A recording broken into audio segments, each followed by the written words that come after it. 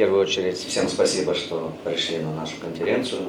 Всех поздравляем с началом нового сезона. Это очень важно для города, для Шымкента, для общественности.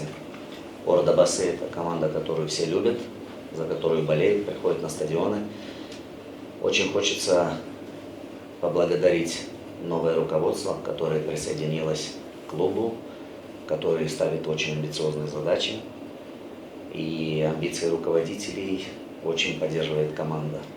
Нам удалось сохранить основной костяк. Это очень большое дело, что в этом году большая часть ребят, которые играла в прошлом сезоне, костяк сохранился.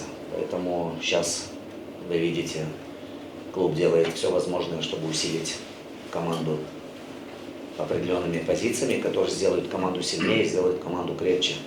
Я надеюсь, что все вместе с руководством клуба, вместе с игроками, с тренерским штабом, с административным штабом, все вместе одна цель, одна команда. И дай Бог, иншаллах, все вместе порадуемся в этом сезоне за хороший сезон и за хороший результат. Дай Бог, чтобы так было. Всех ждем на стадионе, всех болельщиков клуба.